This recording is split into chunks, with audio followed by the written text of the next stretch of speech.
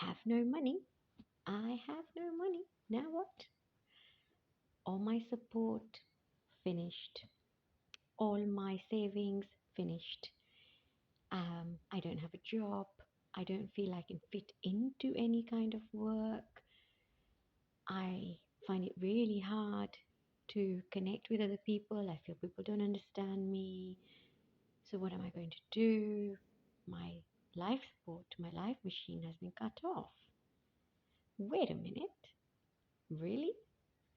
Hmm. How can it be that easy for us to immediately get into that survival mode? What I mean by survival mode is, say you bump into a snake and you're really scared of snakes. What do you do first? What you do first doesn't count as much as what you do second, because it is the afterthought that is usually a little bit more rational. You will have a better perspective, which is why we say let's sleep over it. Let's give it some time before we jump to conclusions, react. And that's what happens when we're made redundant, or some of us have gone through um, a spiritual awakening. Some of us have gone through career changes just because they don't fit into one career. Some of us are making different life decisions. Now, what happens when you do make a certain life decision and you're following your passion, and suddenly you look at your bank statement and you think, God, how am I going to pay my bill? How am I going to, it's that question, how? And now, when that question, how, kicks in, you come up with a million ways, so many different ways of how you're going to cope. Yeah. And a lot of times, what this is doing is you are merely band aiding. So you are not asking the right question, which is, why is this happening? Why am I in this situation? And how do I take my power back so that I'm acting or not reacting, but I'm responding from a place of wholeness, which is me as a whole, as opposed to me who's just trying to cope with the situation, because they're two different things here. There's an I that is almost preemptive and you are creating the canvas, and then there is that fragmented self that is right now, how do we keep going? So you're moving from one day to another, month by month, rent, whatever other thing you're doing, but you never have that buffer, that extra.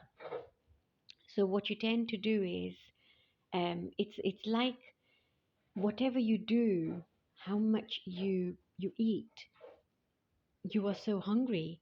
But when you're not hungry, and or that you are already feeling quite satiated, you'll know that this is enough. You're not going to overeat. So this is what happens when we are able to identify the source of that situation. We're able to conquer that, and in fact, that will not come up in the first place. So what happens here? You're faced in a situation, you've got this issue. What do you do? Yeah, what you do is find your strength, find yourself, ask yourself, more than not, situations that leave us, people that leave us, things that happen that just go. Even when you're trying to hold on to a lover, you're trying to hold on to money, you notice when the time has come, it served its purpose, it goes. It's gone. Time for it to go. Just that the sun rises, the sun sets too. So what do we do? What do we do when we're not coping? When we're not coping, we're living consciously. And you are literally creating that. And how to identify whether you're coping is, so I had a situation where I lost all of my support, financial support, that is. And I then found a job, another job. I was working as a waitress during the day, I was working as a barmaid during the night. I was just surviving. And in that survival, was it fun? No, I forgot to live. Then, although I came out of that situation, a similar situation came up again when I was made redundant. What did I do again? Found a way around it. But we don't treat this. So all this is a symptom of something else that's inside, and we know that that something else inside that's attracting something like this is that feeling of lack. That feeling of lack comes when we feel unsafe in how we um, experience abundance. We feel unsafe with money. We feel unsafe with relationships, and the the the thing that has to happen here is for us to generate a permanent feeling of safety. So we've got to tame the survival instinct, right? So the threshold at which you suddenly feel in despair or suddenly feel unsafe, that needs to go down. And once that goes down, you feel relaxed, you feel safe. And when you feel safe, when you feel relaxed, these situations won't come up. And if they do come up, you're indifferent to that. Yeah. Something will fall into your lap because you're not in tune with lack. Now, when you're in tune with lack, something like that happens. Now, how do we cure lack? Where did that lack come from? I have a little toddler. He is 3. He reaches out for things that he wants in a shop. And our instinct when we don't want to buy something, or maybe it's you'll be out of pocket, and it's a bit too much for you, is to say what? No, you can't have that. Now, if we just rephrase that by offering an alternative, by saying, how about this? Or how about we come back in a few days and get it? But so what you're doing is you're taking away the possibility that the world is finite, that resources are finite, to that they are infinite. Okay, because all you're doing is it doesn't matter the thing itself, whether he got it or not. It won't matter as much as what he's learning or what his brain is gathering as how things ought to be, how life ought to be, how abundance ought to be. So what do you do when you're faced with so many bills? It could be anything. It could be any, and it's, so let's say a leakage of this kind of thing is for us to identify why we're in that place. Not only that we've got a pattern, but that pattern comes from somewhere within us that we've got to identify. So we've got to identify that mindset. Now, the reason why we suggest let's meditate, let's sit in stillness, let's sit in silence. The purpose of that is to bring you in a place of receptivity. Before you're even able to receive, it brings you into a place of receptive awareness, an active awareness, not an awareness that we think that this is what we need to be aware of, but it's an awareness that's self-led. It's an awareness that will take you to those places, and we will understand.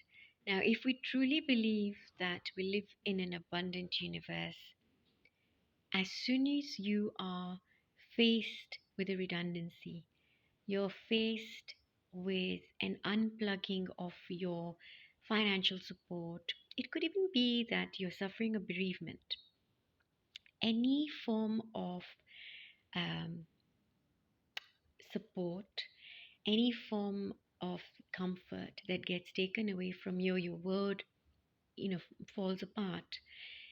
That's when we want to find out, why did this happen? And has my world really fallen apart. The key to understand where you are at that stage is what are your immediate reactions to that. Now, when my world fell apart, some of my friends said, "Why don't you downsize?" Someone else said, "Why don't you find another job or find this? Why don't you do this? Why don't you do that?" Very, very rarely will someone say to you, "Wow, what an incredible opportunity for you to walk your space, to walk the life that you want to walk." More often than not, we have ourselves called these situations to ourselves. For a long, long time, I wanted to be very independent. I wanted to free myself, and situations took place that was so painful. And at that time, you don't understand that actually what's happening is your wish is being granted. You're becoming free. But in truth, we're always free. So we've got to differentiate between what is philosophy and what is practical. It is vital that you get in touch with who you are. It is vital to understand the timing of what happened. The timing of anything that has happened will no doubt coincide with the other aspects of your life. Yeah. So have a look at what's happening.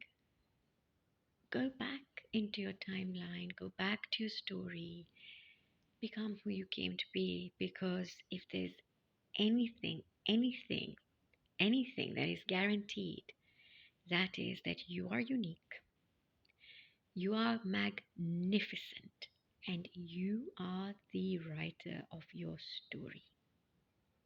You don't need to read anybody else's book to live their book. You just need to write your book because your life is special as you are. Stay tuned. Lots of love, Mama Key.